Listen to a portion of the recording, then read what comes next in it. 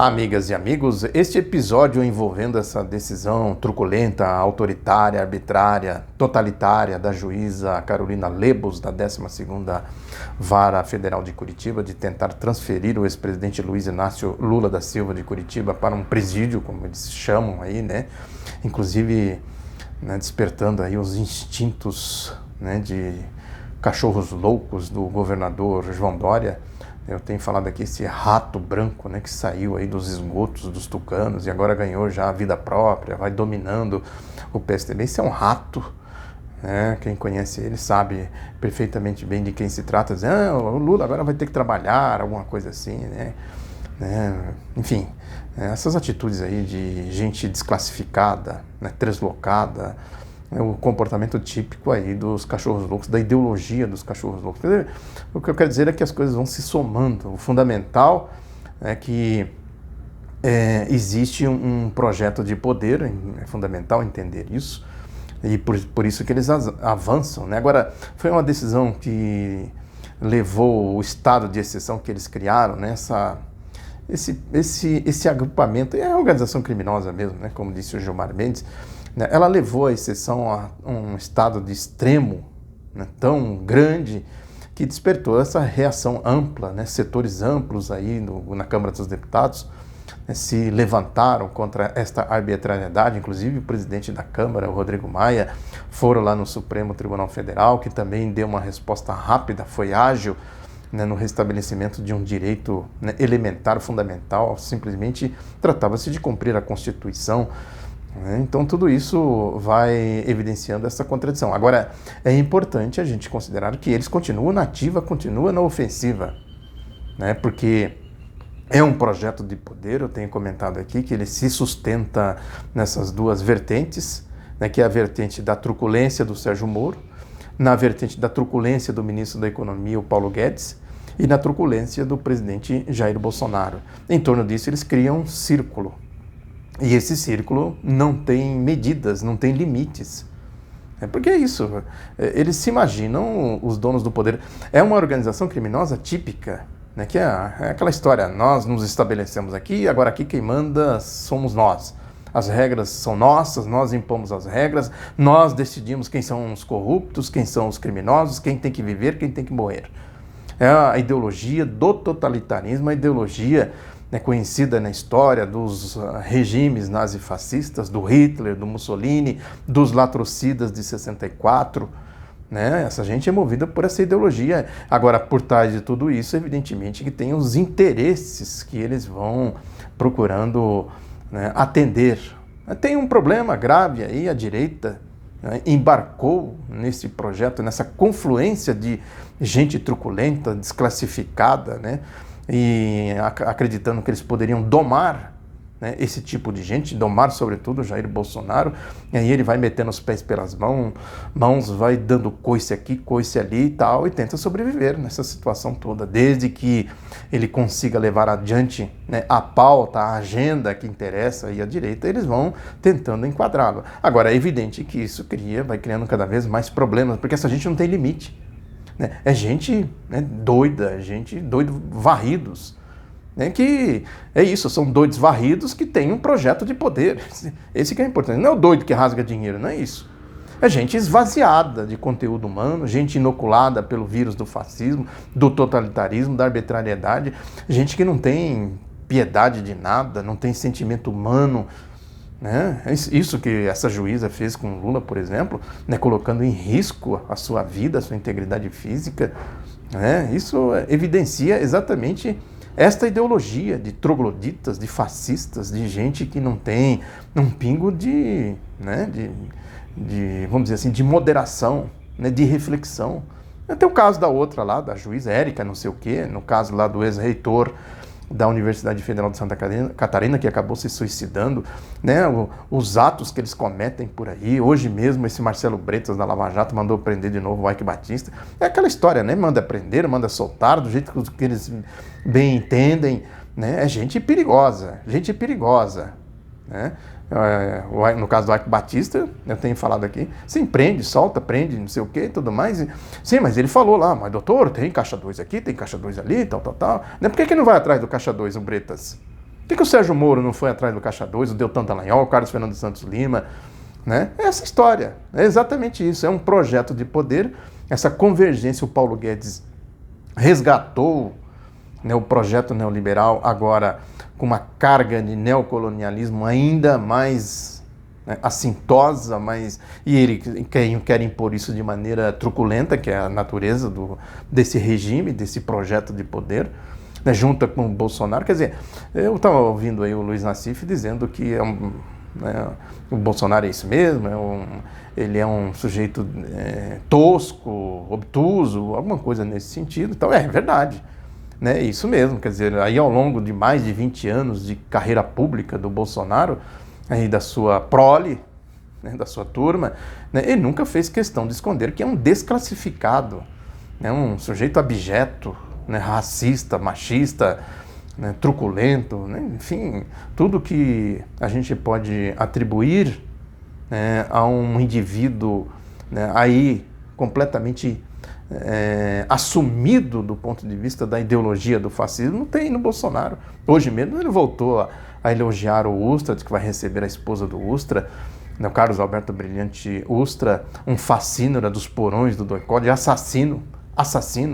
Eu escrevi a biografia do Carlos Danieli, ele assassinou o Carlos Danieli pessoalmente, ele comandou as turmas lá, eram, se eu não me engano, 3 turmas de assassinos, de torturadores, né, que viviam lá que eles chamavam da Casa da Vovó.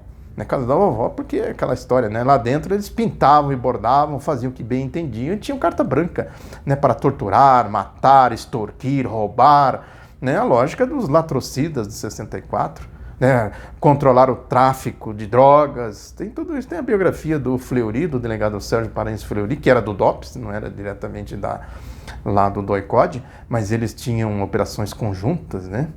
A biografia, o Percival de Souza, que escreveu essa biografia, relata bem como eles controlavam, né, todo tipo do submundo, do lenocínio, do tráfico, da roubalheira, né, matando gente, assassinando gente e tal. E é o Bolsonaro, né, é o homem formado nos porões desse tipo de coisa, é a escumalha que se formou ali, né, no regime de 64, a ideologia do Bolsonaro. Né, o Nassif também fala dos procuradores, que ele diz que, né, são deslumbrados, não sei o que, tirando o Carlos Fernando Santos Lima, segundo ele, segundo o Nassif, né, que é um malandro. Ele é mais que malandro, esse frasista de porta de banheiro de rodoviária, que eu sempre comento dele aqui, que foi flagrado fazendo, né, trutas, maracutaias lá nos Estados Unidos, no caso da Operação Banestado, também já comentei isso aqui. Agora, não dá para dizer que Deltan Dallagnol formou aquela turminha ali, né, de procuradores simplesmente por deslumbramento. Não é isso, tem um projeto. Eles têm um projeto, né, eles estão, o Luxemburgo, né, um projeto, né, eles têm ali, claro que tem a corrupção miúda, que a gente sabe que tem, tal, agora tem muito mais coisas além disso. É tudo isso que está acontecendo, a entrega da Petrobras, a entrega do pré-sal, a entrega das estatais, né, o saque ao orçamento público, as reformas aí da Previdência Trabalhista que mete a mão no dinheiro, tudo isso tem lá na Lava Jato um epicentro. A questão política, né? Eles vão abrindo o caminho e atrás vem a turma do Paulo Guedes metendo a mão, derrubando tudo, roubando tudo. Né? Esse é o projeto de poder. E, evidentemente, que aí eles formam esse espectro que eu chamo aqui. Né? Aí tem essa juíza, né? Tem aquela outra Érica lá, do caso, né, do reitor lá na Universidade Federal de Santa Catarina que se suicidou. Tem os delegados. Esses delegados, por exemplo, isso é uma coisa vergonhosa. Né, Ivan, não sei do que, Igor Paula, esse Márcio Anselmo, sobretudo esse Márcio Anselmo, né, essa delegada Érica, nas eleições de 2014, tem comentado muito isso aqui, o comportamento deles, como eles agiram ali, né, reflete exatamente isso, quer dizer, como eles criaram a Operação Lava Jato. Por que eles criaram a Operação Lava Jato? Quem deu apoio à Operação Lava Jato? Quem sustentou a Operação Lava Jato? Quem levou os cachorros loucos para as ruas? Né? Lógico que não tinha só cachorro louco, tinha muito incautos, gente ingênua, que até de boa fé estava lá, mas a essência, o grosso daquelas manifestações eram cachorros loucos, gente que pensa exatamente como esses totalitários, esses desclassificados, que é Jair Bolsonaro, Sérgio Moro, Paulo Guedes, né, cada um com as suas características, evidentemente, mas com o mesmo comportamento. Quem viu? O Sérgio Moro procura se apresentar como uma engomadinha, não sei o quê, que é juiz e tal. Agora, quem viu ele lá, né, nos casos envolvendo o ex-presidente Lula, os embates com a defesa do ex-presidente Lula, via os gritinhos dele, não é à toa que chamam de marreco de Maringá, que é a minha cidade.